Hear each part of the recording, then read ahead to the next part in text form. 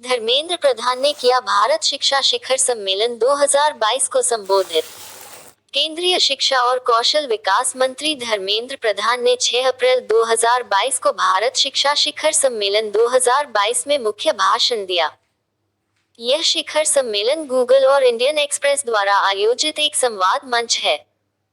2 दिवसीय शिखर सम्मेलन में सरकारी शिक्षा में प्रौद्योगिकी से संबंधित कार्य, व्यक्तिगत शिक्षा, बच्चों को ऑनलाइन सुरक्षित रखने आदि पर चर्चा शामिल थी। टीएसएफ ने चांडिल में आईटीआई स्थापित करने के लिए किया झारखंड सरकार के साथ समझौता। टाटा स्टील फाउंडेशन टीएसएफ ने सरायकेला खरसावां जिले के चांडिल में औद्योगिक प्रशिक्षण संस्थान आईटीआई स्थापित करने के लिए less than span style equals greater then Jharkhand सरकार के साथ less than span greater then एक समझौता ज्ञापन पर हस्ताक्षर किए हैं। Less than span style equals greater then ITI less than span greater then 100 छात्रों की प्रारंभिक प्रवेश क्षमता के साथ तकनीकी और व्यावसायिक पाठ्यक्रमों में प्रशिक्षण प्रदान करेगा और सत्र 2023 से काम करना शुरू कर देगा। यह 2 साल की अवधि के साथ विभिन्न तकनीकी पाठ्यक्रमों की पेशकश करेगा। उत्तर प्रदेश सरकार ने किया आई के साथ पट्टा समझौते पर हस्ताक्षर। उत्तर प्रदेश सरकार के नागरिक उड्डयन विभाग ने भारतीय विमानपत्तन प्राधिकरण आई के साथ एक पट्टा समझौते पर हस्ताक्षर किया है। यह अयोध्या में मर्यादा पुरुषोत्तम श्री राम अंतर्राष्ट्रीय हवाई अड्डे के लिए 317.855 एकड़ भूमि को आई को पट्टे पर देने के संबंध में है। उत्तर प्रदेश में अब तक 19 हवाई अड्डों को चालू कर दिया गया है। पत्रकार आरिफा जौहरी ने जीता चमेली देवी जैन पुरस्कार। मुंबई की पत्रकार आरिफा जौहरी ने आउटस्टैंडिंग वुमन मीडिया पसंद 2021 के लिए चमेली देवी जैन पुरस्कार जीता है। यह पुरस्कार 1982 में स्थापित किया गया था और इसे वार्षिक रूप से प्रदान किया जाता है। यह भारत में उन महिला मीडियाकर्मियों के लिए एक प्रतिष्ठित सम्मान है जिन्होंने सामाजिक विकास, राजनीति, समानता, लैंगिक न्याय, स्वास्थ्य, युद्ध और संघर्ष और उपभोक्ता मूल्यों जैसे विषयों पर रिपोर्टिंग की है। सरस्वती सम्मान 2021 के लिए रामदर्श मिश्र का चयन। प्रख्यात कवि और साहित्यकार प्रोफेसर रामदर्श मिश्र को उनकी कविताओं के संग्रह मैं तो यहाँ हूँ के लिए प्रतिष्ठित सरस्वती सम्मान 2021 से सम्मानित किया जाएगा। 1991 में स्थापित सरस्वती सम्मान हर साल एक भारतीय नागरिक द्वारा किसी भी भारतीय भाषा में लिखे गए और पिछले 10 वर्षों के भीतर प्रकाशित एक उत्कृष्ट साहित्यिक कृति के लिए दिया जाता है। इसमें एक प्रशस्ति पत्र, एक पट्टिका और 15 लाख रुपए का नकद पुरस्कार दिया जाता है। बीमा की पेशकश के लिए आईसीआईसीआई सिक्योरिटीज ने की कवरेजटेक के साथ साझेदारी। बीमा सेवाओं के लिए एक डिजिटल B2B प्लेटफॉर्म कवरेजटेक और आईसीआईसीआई डायरेक्ट ने बीमा उत्पादों की पेशकश के लिए एक साझेदारी की घोषणा की है।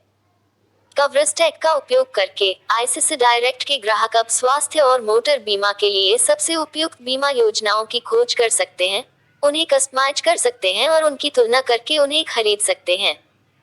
आईसीआईसीआई डायरेक्ट विभिन्न जीवन, सामान्य और स्वास्थ्य बीमा कंपनियों के बीमा उत्पाद प्रदान करता है। संसद ने किया संविधान अनुसूचित जनजाति आदेश विधेयक 2022 पारित। संसद ने संविधान अनुसूचित जनजाति आदेश संशोधन विधेयक 2022 पारित किया है। विधेयक त्रिपुरा में अनुसूचित जनजातियों की सूची में एक विशेष समुदाय को शामिल करने के लिए संविधान अनुसूचित जनजाति आदेश 1950 में संशोधन करता है। यह झारखंड में अनुसूचित जनजातियों की सूची में खरवार, देशवरी, गंझू, दौतलबंदी, द्वालबंदी, पटबंदी, राउत को भी शामिल करना चाहता है। संसद ने पारित किया आपराधिक प्रक्रिया पहचान विधेयक 2022।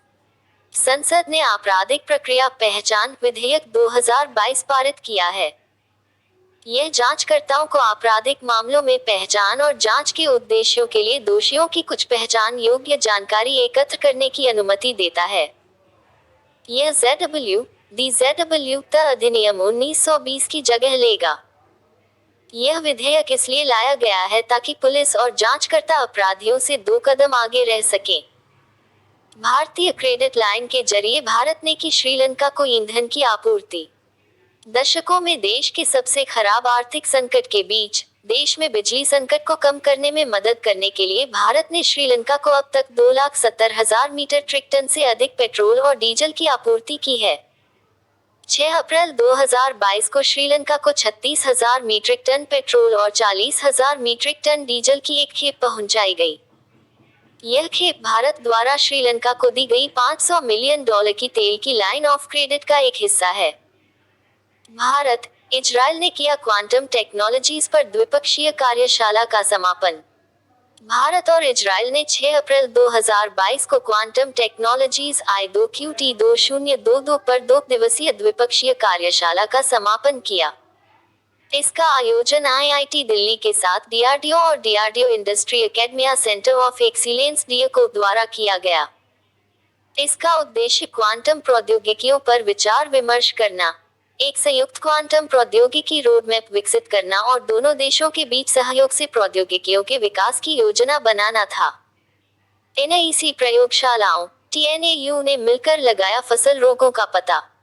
NIC प्रयोगशालाओं NIC कॉर्पोरेशन इंडिया की एक इकाई ने तमिलनाडु कृषि विश्वविद्यालय TNAU के साथ एक समझौता ज्ञापन पर हस्ताक्षर किए हैं।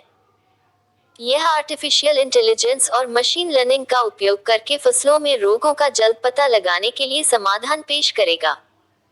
NIC कृत्रिम बुद्धिमत्ता के साथ एक मोबाइल एप्लीकेशन विकसित करेगा, जबकि TNAU विशेषज्ञ मार्गदर्शन प्रदान करेगा और रोगों का पता लगाने के लिए डेटा संग्रह में सहायता करेगा।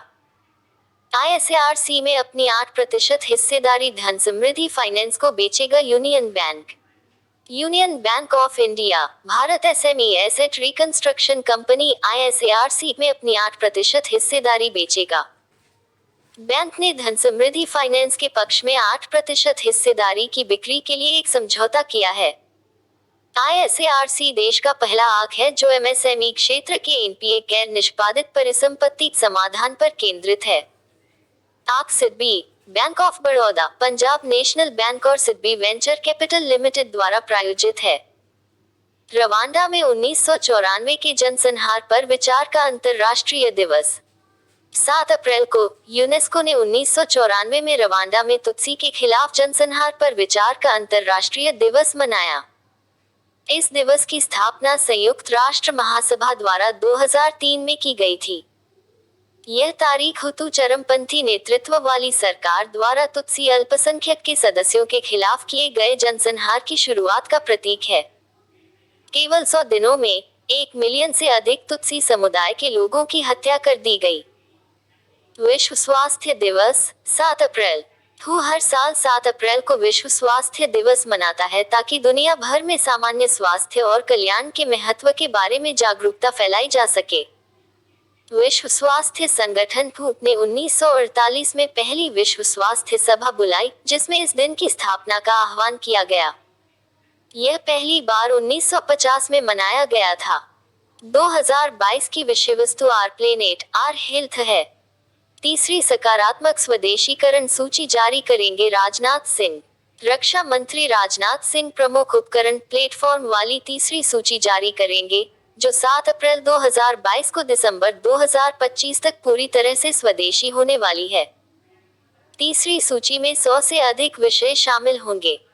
पहली और दूसरी सूची में प्रमुख वस्तुओं में light combat aircraft, smart anti field weapon system SAW, मकाई, अल्ट्रालाइट हॉवित्जर आदि शामिल थे। पशुपालन विभाग ने की उत्तराखंड में एक पायलट परियोजना शुरू। पशुपालन और डेयरी विभाग ने वन हेल्थ स्पोर्ट यूनिट द्वारा वन हेल्थ फ्रेमवर्क को लागू करने के लिए उत्तराखंड में एक पायलट परियोजना शुरू की है। इसका मुख्य उद्देश्य राष्ट्रीय वन हेल्थ रोडमैप विकसित करना है। यूनिट के कार्यान्वयन का नेतृत्व करने के लिए सरकार के प्रमुख वैज्ञानिक सलाहकार की अध्यक्षता में अंतर मंत्रालयीय एक स्वास्थ्य समिति की स्थापना की गई है। भारत ने की स्वच्छ ऊर्जा मंत्रिस्तरीय वरिष्ठ अधिकारियों की बैठक की मेजबानी। भारत 6-8 अप्रैल 2022 तक स्वच्छ ऊर्जा मंत्रिस्तरीय CEM वरिष्ठ अधिकारियों की बैठक की मेजबानी कर रहा है। यह स्वच्छ ऊर्जा नीतियों में विभिन्न कार्यधाराओं के कार्यों की समीक्षा करेगा। बैठक का उपयोग सितंबर 2022 में आगामी स्वच्छ ऊर्जा मंत्रिस्तरीय CEM बैठक के लिए एजेंडा तैयार करने के लिए भी किया जाएगा। CEM 29 सदस्य देशों का एक उच्च स्तरीय वैश्विक मंच है। गजेंद्र सिंह द्वारा शुरू की गई डीजीसी प्रदर्शन निगरानी प्रणाली। केंद्रीय जल शक्ति मंत्री गजेंद्र सिंह शेखावत ने 6 अप्रैल 22 को जिला गंगा समितियों डीजीसी के प्रदर्शन निगरानी प्रणाली के लिए डिजिटल डैशबोर्ड का शुभारंभ किया। गंगा नदी और उसकी सहायक नदियों में प्रबंधन और प्रदूषण उपशमन में लोगों की भागीदारी सुनिश्चित करने के लिए जिला स्तर पर एक तंत्र स्थापित करने के लिए गंगा नदी बेसिन के जिलों में डीजीसी का गठन किया गया था। पार्सल की डोर टू डोर डिलीवरी के लिए रेलवे और भारतीय डाक ने की साझेदारी। भारतीय डाक और भारतीय रेलवे का एक संयुक्त पार्सल उत्पाद जेपीपी विकसित किया जा रहा है, जिसमें डाक विभाग द्वारा फर्स्ट माइल और लास्ट माइल कनेक्टिविटी प्रदान की जाएगी। स्टेशन से स्टेशन तक मध्यवर्ती कनेक्टिविटी रेलवे के माध्यम से की जाएगी। यह पहला ऐसा अभ्यास होगा जहां माल और पार्सल प्राप्तकर्ता के दरवाजे पर पहुंचाए जाएंगे। सरकार ने की सेमीकंडक्टर निर्माण के लिए सलाहकार समिति नियुक्त। भारत में सेमीकंडक्टर निर्माण के लिए सलाहकार समिति का गठन किया गया है। समिति की अध्यक्षता इलेक्ट्रॉनिक्स एवं वित्त मंत्री अश्विनी वैष्णव करेंगे और इसमें सरकारी अधिकारियों, शिक्षाविदों, डोमेन और उद्योग विशेषज्ञों सहित 17 सदस्य शामिल होंगे। समिति का कार्यकाल 1 वर्ष है, जिसके बाद मंत्री के अनुमोदन से इसका पुनर्गठन किया जाएगा। फोर्ब्स अरबपतियों 2022 लिस्ट। मुकेश अंबानी बने 10वें सबसे अमीर व्यक्ति। फोर्ब्स अरबपति 2022 लिस्ट जारी कर दी गई है। एलोन मस्क $219 बिलियन की कुल संपत्ति के साथ आगे चल रहे हैं। इसके बाद अमेजन के प्रमुख जेफ बेजोस $171 बिलियन के साथ हैं। रिलायंस इंडस्ट्रीज के चेयरमैन मुकेश अंबानी को सूची में 10वां सबसे अमीर स्थान दिया गया है और वह शीर्ष 10 में जगह बनाने वाले एकमात्र भारतीय हैं। मुकेश अंबानी की कुल संपत्ति $100.1 बिलियन है। इसके बाद गौतम अदानी की कुल संपत्ति $90 बिलियन है। राइट्स, आईआईटी दिल्ली सड़क डिजाइन और सुरक्षा कार्यों में करेंगे सहयोग। राइट्स, एक प्रमुख इंजीनियरिंग कंसल्टेंसी कॉरपोरेशन ने सड़क डिजाइन और सड़क सुरक्षा परामर्श परियोजनाओं पर आपसी सहयोग के रास्ते तलाशने के लिए आईआईटी दिल्ली के साथ एक समझौता ज्ञापन में प्रवेश किया है। यह सहयोग बुनियादी ढांचा परियोजनाओं को पूरा करने में क्षमताओं को बढ़ाने के लिए एक मंच तैयार करेगा और विभिन्न सरकारी और अर्ध सरकारी निकायों में उत्पन्न होने वाले परामर्श अवसरों की खोज की सुविधा भी प्रदान करेगा। WUS, आईआईटी कानपुर आधारित स्टार्टअप जिसे एक्सेलरेशन प्रोग्राम के लिए चुना गया। WUS एक SaaS सेवा के रूप में सॉफ्टवेयर आधारित स्टार्टअप को सिटी की सोशल इनोवेशन लैब द्वारा एक्सेलरेशन प्रोग्राम के लिए चुना गया है। WUS को आईआईटी कानपुर और national centre of excellence for cyber security technology development OIT में इंक्यूबेट किया गया है। कार्यक्रम के हिस्से के रूप में WUS को मेंटरिंग, गो टू मार्केट रणनीति, सीड फंडिंग और नेटवर्क और स्केलिंग के अवसर प्राप्त होंगे। भारत ने संयुक्त राष्ट्र लोकतंत्र कोष में 150,000 अमेरिकी डॉलर का दिया योगदान। भारत ने 2022 के लिए संयुक्त राष्ट्र लोकतंत्र कोष >span style equals greater than and f >span greater than में 150,000 अमेरिकी डॉलर का योगदान दिया है। इसने दुनिया भर में लोकतांत्रिक शासन को मजबूत करने के लिए संयुक्त राष्ट्र के अन्य प्रयासों को पूरा करने और कोष का समर्थन करने के लिए प्रतिबद्ध किया है। भारत अंडेफ का संस्थापक भागीदार है। इसकी स्थापना के बाद से भारत ने फंड में 32 मिलियन अमेरिकी डॉलर से अधिक का योगदान दिया है। भारत इसका तीसरा सबसे बड़ा योगदानकर्ता भी है। ओहियो स्टेट सीनेट ने द कश्मीर फाइल्स के लिए विवेक अग्निहोत्री को किया सम्मानित। ओहियो स्टेट सीनेट ने निर्देशक विवेक अग्निहोत्री को उनकी फिल्म द कश्मीर फाइल्स के सम्मान में एक प्रशस्ति पत्र प्रस्तुत किया है। फिल्म में कश्मीरी पंडितों की >span style equals greater than मातृभूमि >span greater than में इनके नरसंहार को दर्शाया गया है। फिल्म के कलाकारों में अनुपम खेर, मिथुन चक्रवर्ती, दर्शन कुमार और पल्लवी जोशी शामिल हैं। ओहियो राज्य के सेनेटर नीरज अतानी ओहियो इतिहास में पहले भारतीय अमेरिकी और हिंदू अमेरिकी राज्य सेनेटर हैं। विकास और शांति हेतु अंतर्राष्ट्रीय खेल दिवस 6 अप्रैल। विकास और शांति के लिए अंतर्राष्ट्रीय खेल दिवस हर साल 6 अप्रैल को मनाया जाता है। यह दिन लोगों के जीवन में खेल और शारीरिक गतिविधि की सकारात्मक भूमिका को मान्यता देता है। संयुक्त राष्ट्र ने 6 अप्रैल को इस दिन को चिन्हित करने का फैसला किया क्योंकि इस दिन 1896 में पहली बार आधुनिक ओलंपिक आयोजित किए गए थे। 2022 के लिए विषय है और एल्को सभी के लिए एक सतत और शांतिपूर्ण भविष्य सुरक्षित करना, खेल का योगदान और आडिक्यो। डीएलएफ चेयरमैन राजीव सिंह सबसे अमीर रियल एस्टेट उद्यमी। Grow Hurun India real estate rich list 2021 के अनुसार 61,220 करोड़ रुपए की संपत्ति के साथ डीएलएफ के अध्यक्ष राजीव सिंह सबसे धनी भारतीय रियल एस्टेट उद्यमी बन गए हैं।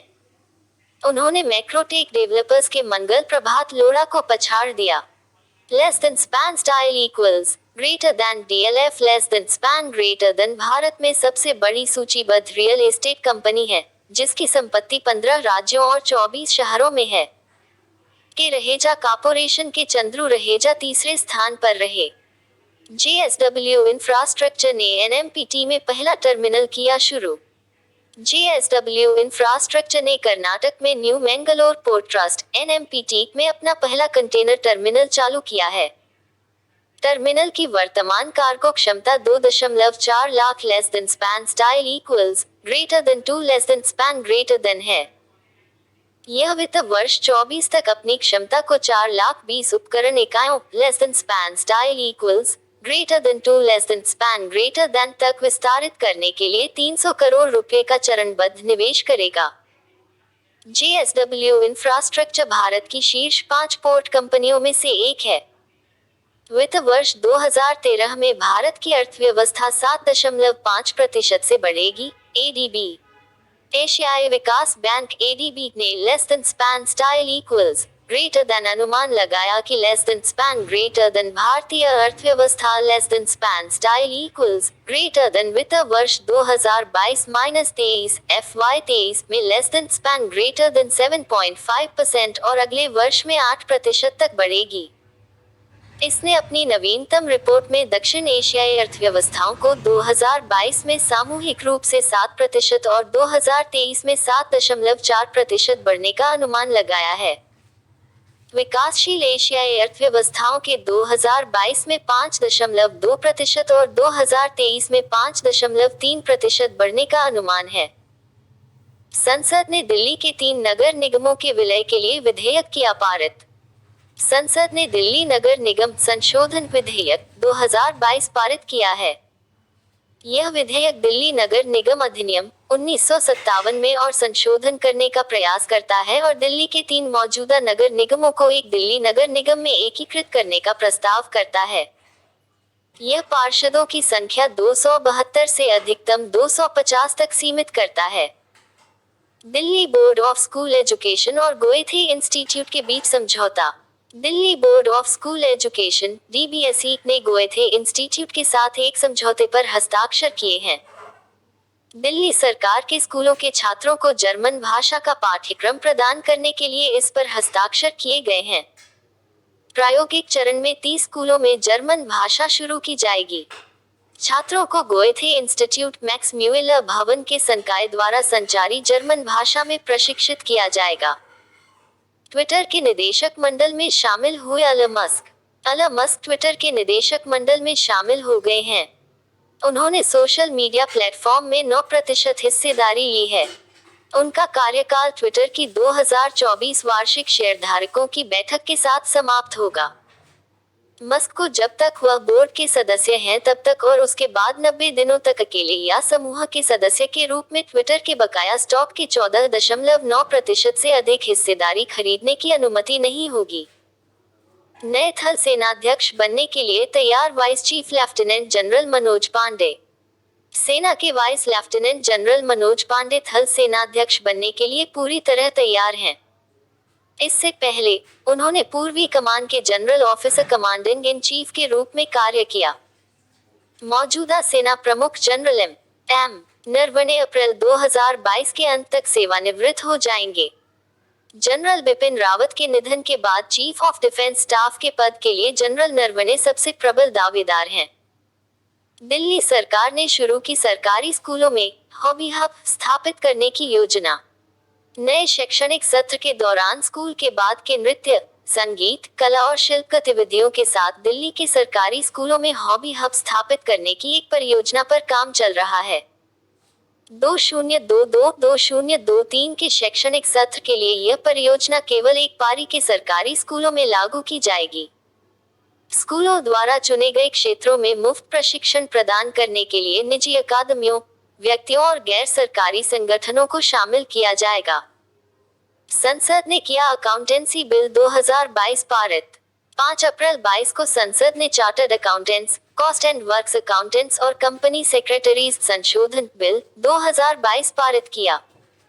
यह चार्टर्ड अकाउंटेंट, कॉस्ट अकाउंटेंट और कंपनी सचिवों के संस्थानों के कामकाज में सुधार करेगा। इसका उद्देश्य चार्टर्ड अकाउंटेंट्स अधिनियम 1949, cost and works accountants less than span style equals greater than अधिनियम less than span greater than 1959 और company secretaries less than span style equals greater than अधिनियम less than span greater than 1980 में संशोधन करना है। 3 एकीकृत स्वच्छ ऊर्जा सामग्री त्वरण प्लेटफॉर्म किए गए लॉन्च। 4 अप्रैल 2022 को मिशन इनोवेशन वार्षिक सभा सत्र में 3 एकीकृत स्वच्छ ऊर्जा सामग्री त्वरण प्लेटफॉर्म लॉन्च किए गए। कार्यक्रम में नई ऊर्जा नवाचार सहयोगों की भी घोषणा की गई। प्लेटफॉर्म 38 से अधिक विशिष्ट संस्थानों और अगली पीढ़ी की कम लागत वाली उन्नत ऊर्जा सामग्री पर काम कर रहे 80 शोधकर्मियों के ज्ञान नेटवर्क का गठन करते हैं। केंद्रीय पर्यावरण मंत्री ने किया जागरूकता शुभंकर प्रकृति का शुभारंभ। केंद्रीय पर्यावरण, वन एवं जलवायु परिवर्तन मंत्री भूपेंद्र यादव ने 5 अप्रैल 22 को शुभंकर प्रकृति